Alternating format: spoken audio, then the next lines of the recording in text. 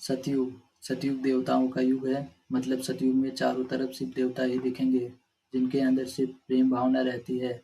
सतयुग में चारों तरफ सिर्फ प्रेम ही प्रेम व्याप्त रहता है। सारी सृष्टि प्रेम में रहती है।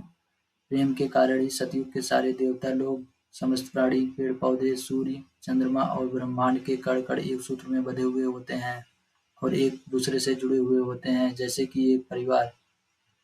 सतयुग के देवता लोगों को सिर्फ देवता लोगों से ही मतलब नहीं होता, बल्कि उनका रिश्ता देवता लोग के साथ साथ समस्त प्राणी जैसे कि जानवर और पंछी, पेड़ पौधे, सूर्य, चंद्रमा और ब्रह्मांड के कण कण के साथ भी होता है। प्रेम ही वह माध्यम होता है जिसके कारण ये एक दूसरे से जुड़े हुए होते हैं। इनके बीच का रिश्ता बहुत ही पवित्र और गहरा होता है। सतयुग में देवता लोग के अंदर स्वार्थ बिल्कुल भी नहीं होता है। उनके अंदर सिर्फ प्रेम ही प्रेम होता है।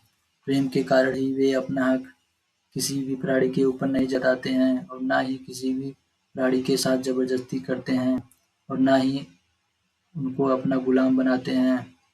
सतयुग में कोई भी प्राणी जैसे कि जानवर और पंछी किसी के बंधक बनकर नहीं रहते। समस्त प्राणी पूरी तरह से स्वतंत्र होते हैं। सतयुग के देवता लोग किसी भी प्राणी जैसे कि जानवर और पंछी को अपने स्वार्थ के लिए कैद में नहीं रखते। मतलब सतयुग में कोई भी जानवर बांध के नहीं रखा जाता। सतयुग के देवता लोग सिर्फ देवता लोग की ही बोली भाषा नहीं समझ पाते, बल्कि ये जानवरों और पंछियों की भी बोली भाषा समझ पाते हैं और उनसे बात कर सकने में संभव हो पाते हैं। सतयुग में देवता लोग प्रेम के स्तर पर होते हैं, जिसके कारण वे पेड़ पौधों से भी प्रेम किया करते हैं, उन्हें एहसास किया करते हैं और उन्हें समझ पाने में सक्षम हो पाते हैं। चूंकि पेड़ पौधे भी एक प्रेम के एक उदाहरण हैं, इसीलिए देवता लोग और पेड़ पौधे के बीच एक पवित्र रिश्ता बन जाता है और ये आपस में प्रेम किया करते हैं।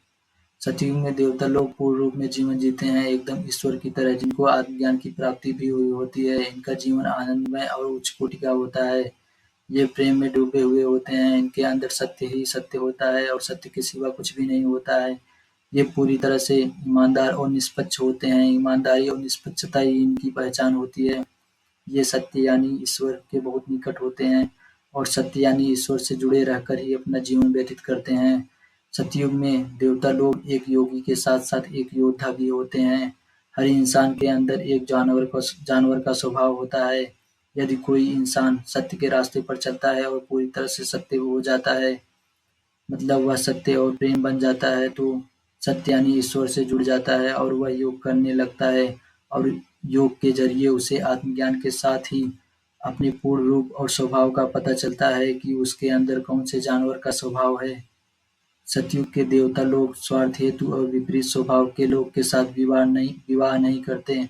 इनका विवाह प्रेम के रूप में और समान स्वभाव के लोग के साथ ही होता है। यही कारण है कि सतयुग में शादियां ना तो कभी टूटती हैं और ना ही कभी भी आपस में बहस होती हैं, क्योंकि उनकी शादी कलयुग की तरह सिर्फ एक समझौते वाली शादी नहीं होती, बल्कि उनका आधार सिर्फ प्रेम और सिर्फ प्रेम ही होता है।